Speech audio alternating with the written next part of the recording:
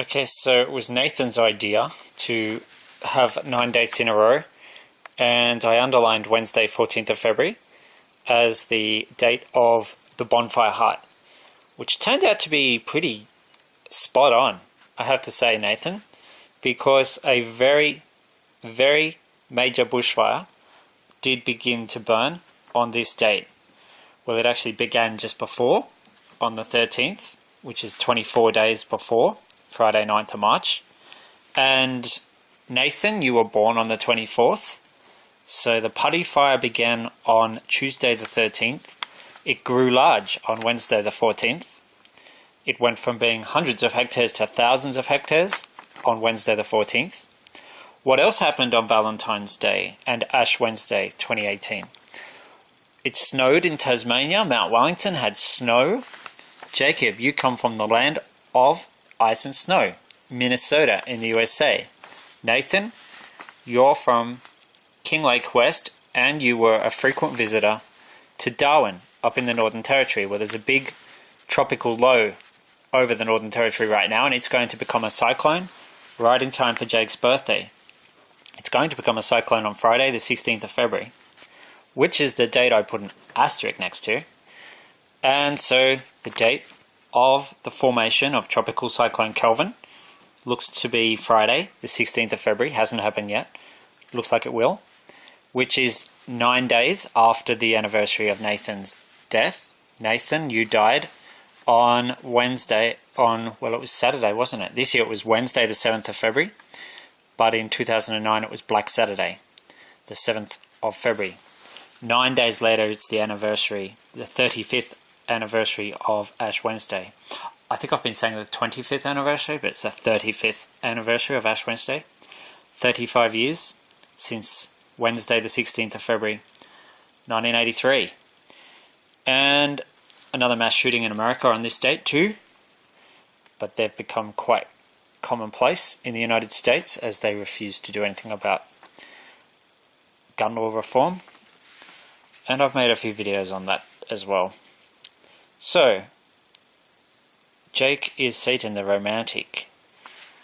That's what led me to underline this date. And like I said, big bushfire in Putty, New South Wales. And that's west of Newcastle. And you'll see that in the video I'm about to play. You'll also see the snow on Mount Wellington.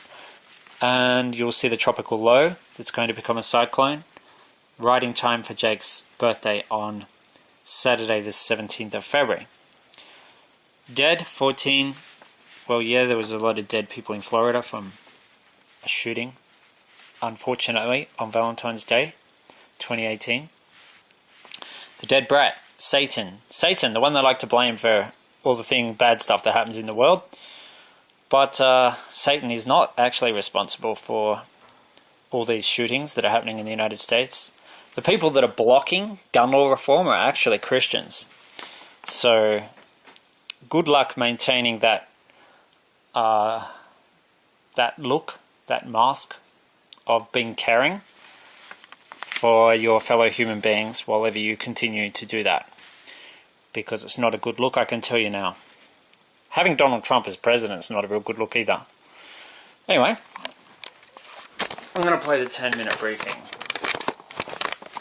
And you will see all the things I just mentioned. And what's going to happen on the 9th of March? I don't know. I'm not psychic enough to know that. I only know what I know. I know Jake had a dog named Marcus. That's true. Anyway, here's the 10-minute briefing. And this is Thursday the 15th of February, 2018. And so 9 dates in a row, and then one more date, which is Friday, 9th of March, 2018. And this is the prophecy of Jacob and Nathan, but this now is meteorology, this is science. Not, what do you call prophecy? Usually it's religious, but I don't like religion, because this is actually a message against religious hypocrisy, so I guess this is spiritual. Live from the Sky News Weather Centre, this is the 10-minute briefing. Good morning, thanks for your company live here on Sky News Weather. Welcome to the 10-minute briefing. I'm Emma Ralph and we're joined by meteorologist Rob Sharp. And today we're going to be looking at the severe weather spreading all around the country, but particularly with an impending tropical cyclone in the northwest and also more storms on the way for Queensland. That storm outbreak has been very persistent. In fact, it's a summer of extremes, it seems.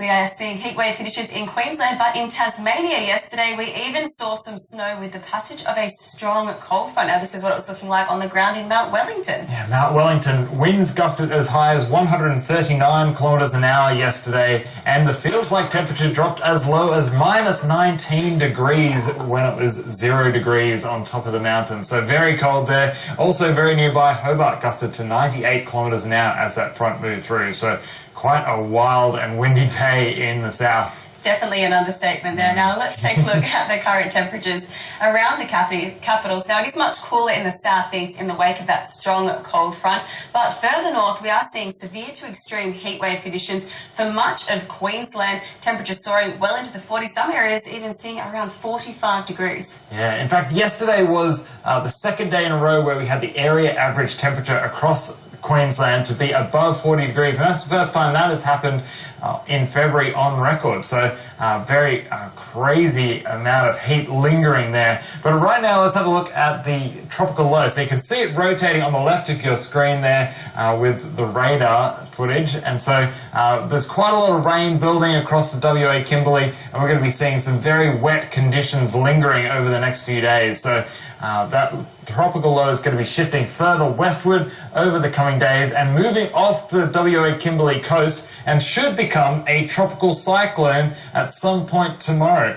It is then likely to make landfall somewhere between Port Hedland and Broome as a Category 3 system is the current forecast. So it's going to be quite a powerful system, and we're going to be seeing flooding rain, particularly through the Kimberley and far eastern parts of the Pilbara as well. A cyclone watch is currently in place from Koory Bay down through to Port Hedland. Now, we have seen a storm outbreak in Queensland. It commenced over the weekend and those storms have been very persistent. We did have severe thunderstorm warnings in place last night, and those lightning strikes lighting up the sky look like a natural dance party there. The storms were pretty spectacular. In Kingaroy they had wind gusts as high as 119 kilometres an hour, and also there was a lot of small hail with that thunderstorm that rolled through that region, and rain rates as high as 11 millimetres in just 10 minutes. So quite powerful thunderstorms, but they were very hit and miss yesterday. So large tracts of eastern Queensland missed out on those thunderstorms. And it's going to be a similar story again today, actually. So more thunderstorms on the cards, but looking fairly hit and miss through the east. So quite a few places. Anywhere that gets a storm could easily be severe, from central Queensland, northern Queensland, down into the southeast. Even northeast New South Wales could see storms again today. But, like I've said, those storms will be few and far between, so not too many of them. You could even see some storms around the North Coast and Ranges in New South Wales today. But in New South Wales, what we are looking at is a bushfire which is burning out of control. The Putty Fire burning in the Wallamaya National Park. We are seeing some insane vision coming out of those fires. They look massive, Rob. Yeah, it's already burnt through more than 2,500 hectares of bushland, and there's a lot of smoke in this fire, and I've heard from the authorities that it's likely to be burning for quite some time because it's such a big fire in a very hilly area in New South Wales, so it could be burning for possibly as much as a month still. So we're going to be talking about this for a while, I suspect. We will, of course, keep an eye on it. Now, if you are in New South Wales and you have had your eye on the radar this morning, it might look like we have seen some precipitation, but if we take a look at that radar, the really interesting thing is what we are seeing is not, in fact, precipitation there, but that's actually the smoke from this fire. It is that big, it is registering on the radar. Yeah, so this is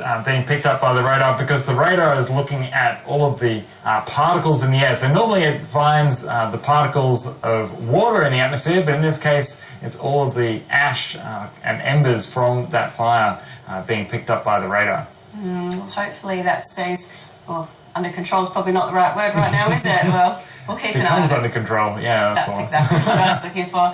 Now stay tuned. We'll take a short break. When we come back, we'll take a look at the cleanup in Tonga in the wake of tropical cyclone Gita. We'll have a look at the conditions in Pyeongchang, and we'll also have your forecast for today.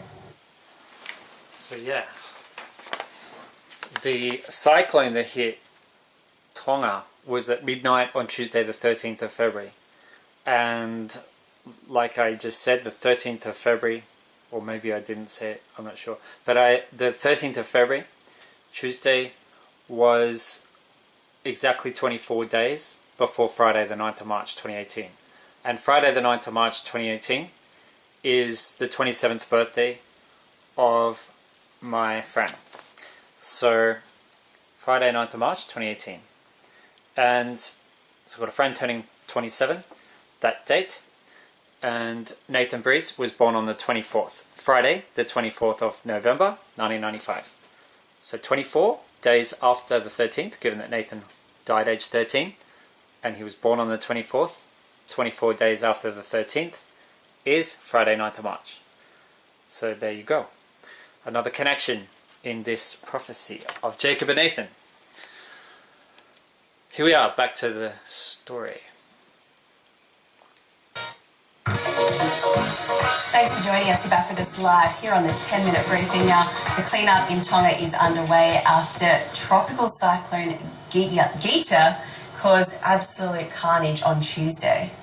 Yeah, it was the strongest system to hit Tonga in at least 60 years, with being a Category 4 system, and it pretty much went right over the top of Tonga. Thankfully, as the system tracked further west through the Pacific, it hasn't so far had major impacts in Fiji or New Caledonia because it's been a fair way to the south of those island nations.